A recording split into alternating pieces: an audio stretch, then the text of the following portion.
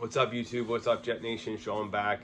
I want to break down a little bit of the Week 8 loss to the Patriots. Before we get into that, though, if you haven't done so, hit that subscribe button, notification bell, get notified when my next video drops, and obviously love to hear what you guys think down below in the comments. So, as always, every week, Grayson the Bear and I like to watch the game over again and get some different perspectives, obviously. Get to pick up on some different things and analyze some things a little differently when we watch it a second time. So that being said, I want to really pretty much focus on Zach because he's obviously the hot topic, and he, you know, outside maybe the John Franklin Myers bonehead penalty, you know, Zach had the biggest impact on this game out of any Jets player. So I actually think he played pretty well in the first quarter and a half. He missed a couple reads and a couple open receivers. That does happen for you know, any young quarterback, so that's not necessarily a surprise to me. I wouldn't say it was definitely exceptional, but he did quite well. I think halfway through that second quarter, something changed. I believe the Patriots really started to get a more consistent pass rush on Zach.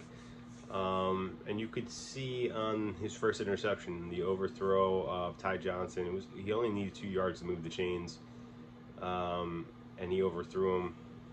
Clear overthrow.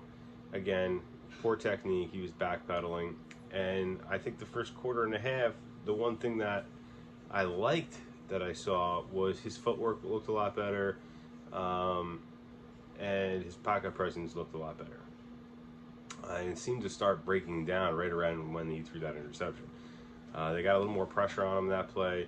He could have stood in there and thrown the ball and kind of taken a little bit of a hit, but instead he backpedaled and threw off his back foot, which made him obviously sail the ball. So, and you know, I'm not Zach. I'm not in that locker room. I don't know if it's a mental thing with the injury that's causing him to do that, or you know, he's just got happy feet in the pocket a little bit when the pass rush is getting to him, because it's getting to him so much. I don't know if it's you know, it's trying to keep the play alive thing or concerned about the injury. So obviously he had the other 2 interceptions. The other 2 interceptions along the sideline were just, especially the third one, was bewildering to me. You know, obviously he's got to throw that ball away. There's no excuse for that. But from that point on, he went right back to the way he was last week against Denver.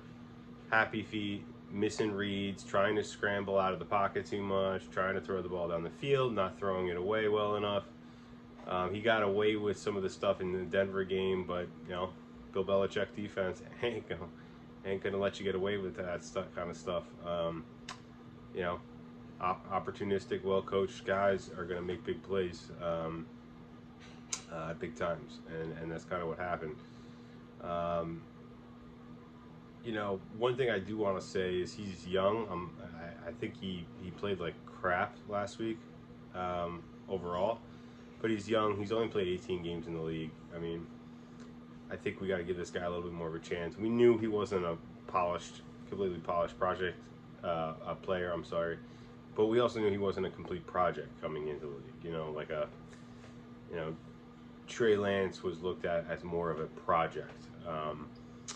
Zach had a little bit more talent, a little more experience than Trey Lance, and I think he still wasn't completely, you know, a refined, polished quarterback.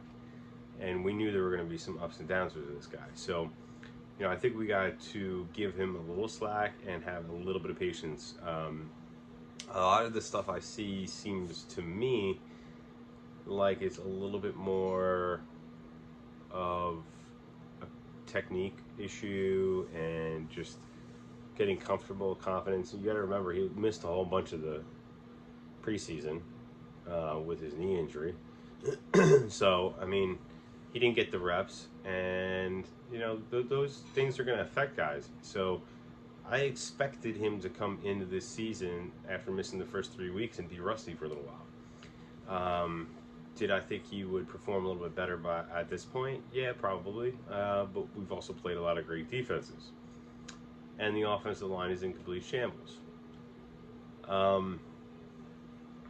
That being said, you still need more from him. You still need more from him. He needs to get his technique better. His footwork needs to be better. He cannot be scared and falling backwards and making throws the way he is. When he's throwing the ball away, he's got to throw it away. It just seems like there's little lapses in judgment from time to time and lapses mentally that are affecting him. We really need him to get that screwed back on and right, because I still think we're a good team. I still think we're going to win a lot of games this year. I think we're a playoff team at this point by everything I've seen, but what does that matter if we don't have a franchise quarterback? That's what this year was really all about anyway. So, I mean, on a positive note, I did see somebody talking about the fact that we being 5-3 right now, we're literally 2 John Franklin Meyer roughing the passer calls away from being a 7-1 team and in first place. So it's crazy how a few plays can completely change, a team's season. And I'm curious to see how Zach is going to develop over the next few weeks. Obviously, we could be looking at another rough game against a really good Buffalo defense this week. But after that, we do have a bye. It'll give him some time to kind of regroup, and the coaching staff and the whole team to regroup, refresh, and hopefully come out and be ready to perform down the stretch of the season in some games that I think are very winnable games. Hopefully we get some revenge against New England off the bye. We get a little bit healthier. Maybe we get some of those offensive lineman pieces back to kind of beef up that offensive line, since Joe D didn't make any moves at the trade deadline. So, that was kind of my breakdown. I think the defense played really well. I mean, we gave up 1 touchdown to this team. I'm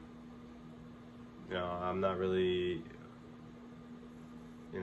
obviously there's some big plays we gave up, but I'm not really, in terms of penalties and stuff like that, but I'm not really overly concerned about the defense. They are night and day better than they were last year. I mean, it's completely different defense.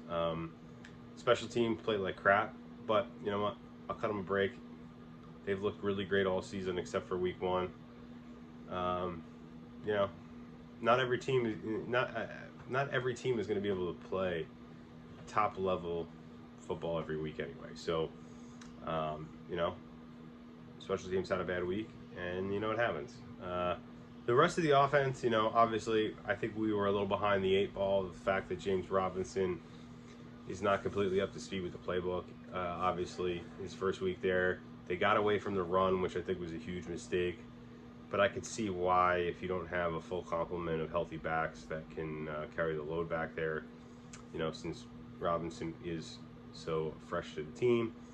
But, I mean, the wide receivers, when they caught the ball, looked pretty good. Denzel Mims had a great game. Tight ends, loved seeing them getting involved in the game. But again, LaFleur is killing me. I don't understand why we don't get the ball to Elijah Moore, Braxton Berrios, at least a little bit. I mean, these guys are playmakers. Braxton obviously has played a big role in this team throughout the season, but this past week, him and I think Elijah had 1 target. Berrios didn't touch the ball at all except special teams. I mean, we got to find a way to get them more involved, and we got to get a little more creative with this offense and the passing game specifically. So that's kind of my breakdown. We need a little bit more specifically from Zach, and I think the rest can kind of fall in line from there. But let me know what you guys think in the comments of Zach's performance last week, and I will talk Jets football with you soon. Peace.